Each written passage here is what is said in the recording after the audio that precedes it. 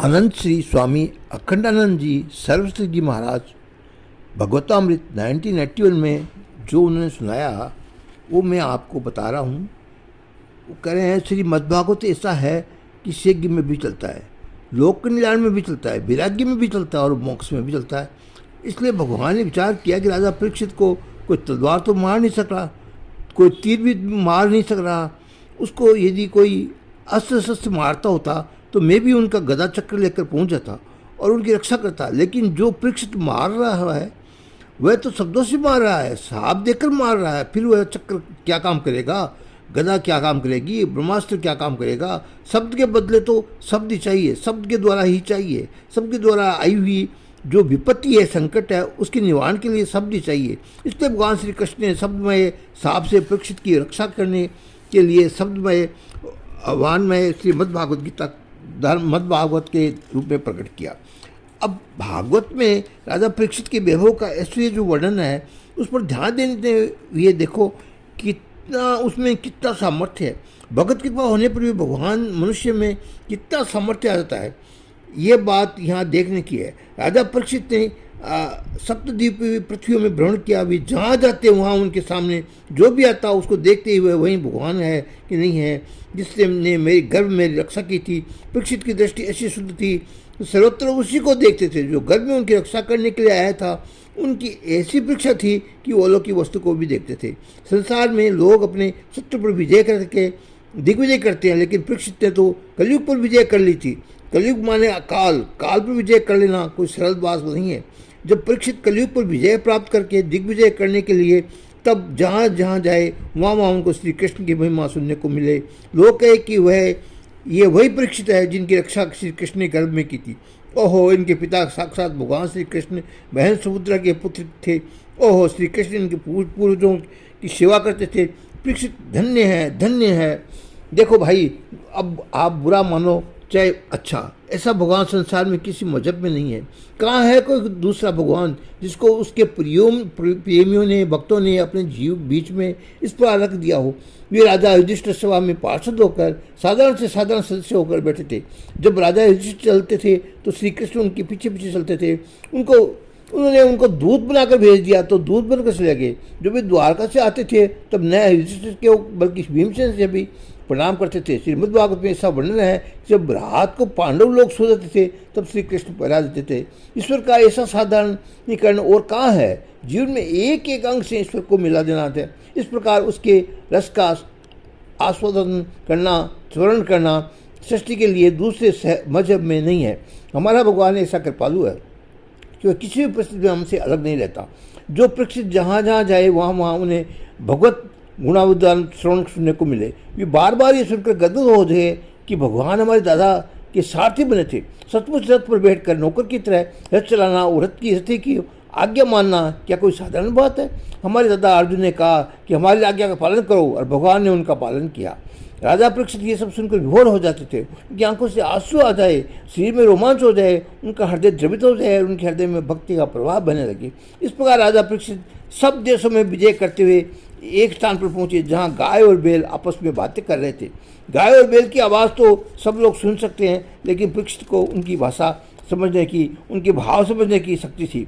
उन्होंने ये भी समझा लिया कि जो पृथ्वी है वो धर्म बेल है जिसके 3 पाँव टूटे हुए हैं। देखो, जिस पृथ्वी पर हम रहते हैं वह समय समय पर सुखी दुखी होती रहती है। पृथ्वी प्रश्न तब होती है जब उसके धर्माचरण का होता है, तब वह तभी होता है जब हमारे जीवन में इंद्रियों की वृत्तियों को, रानियों को रोकने का भक्ति हो, शक्ति हो। आँख कुमार्ग में न जाए, हाथ कुमार्ग को कर्म न करे, पाँव बुरे स्थान में न जाए, हमारी जीभ वह न बोले जो वो नहीं बोलना चाहिए। अपने जीवन में जो भी नियंत्रण का सामर्थ्य है वही धर्म है। धर्म माने हत्या या धार्यते। जब वह धरती रहती है मनुष्य के जीवन में, जब वह उनके कुमार्ग जाने से रोकता है, यदि हमारी इंद्रियों में, वाणी में, मन में संयम है तब हम जहाँ चाहेंगे वहाँ जाएंगे। किंतु यदि हमारे जीवन में संयम न हो, धर्म न हो, धृति न हो तो पता नहीं हमारी वासनाएं कहाँ कहाँ ले जाकर पटक देती है। पृथ्वी दुखी तभी होती है जब उसके निवासियों के संयम में, नियम की, धर्म की कमी आती है और लोग उच्छृंख हो जाते हैं। समग्र दुखों की जननी जीवन की उच्छृंखला ही है, अनियम ही है। जो मन में आया सो खा पी लेना, बोल देना, कर बैठना, कभी भी सुख का हेतु नहीं बनना।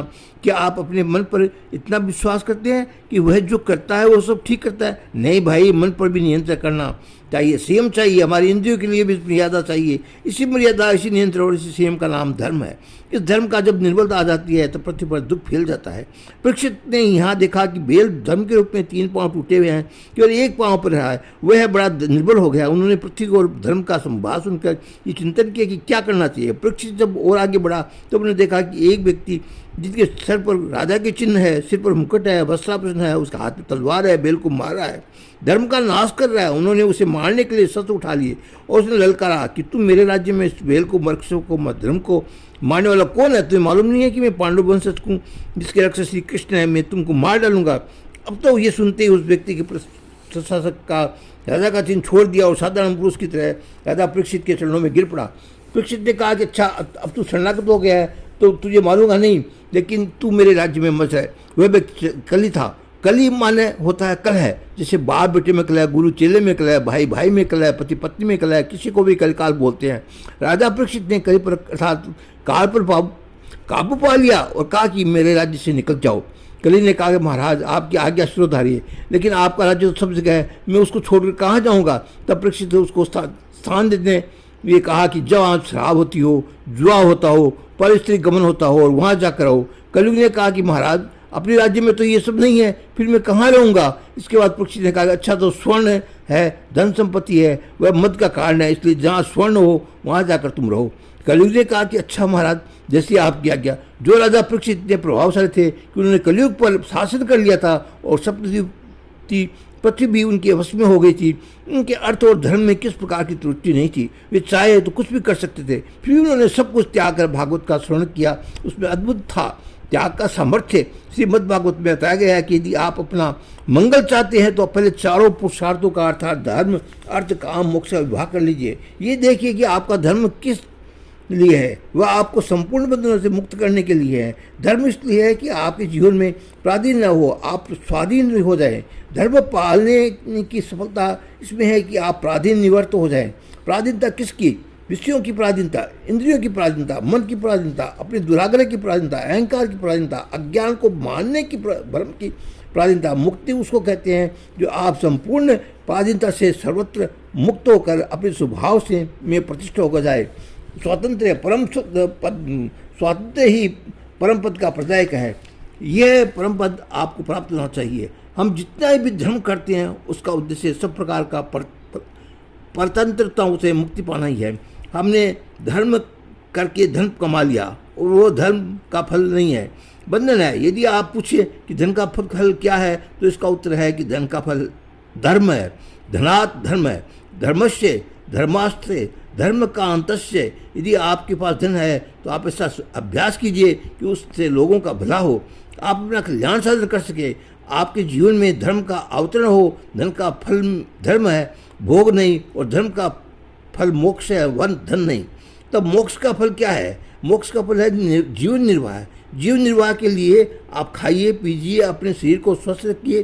संसार की वस्तु केवल जीवन निर्वाह के लिए है, इंद्रियों को तृप्त करने के लिए नहीं है, क्योंकि इंद्रियां कभी तृप्त होती ही नहीं है। इस तरह श्री अनंत श्री स्वामी अखंडानंद जी सरस्वती महाराज भगवतामृत कह रहे हैं। उसके आगे मैं आपको सुनाऊँ, आगे का बताऊँ। तब तक के लिए जय श्री कृष्ण।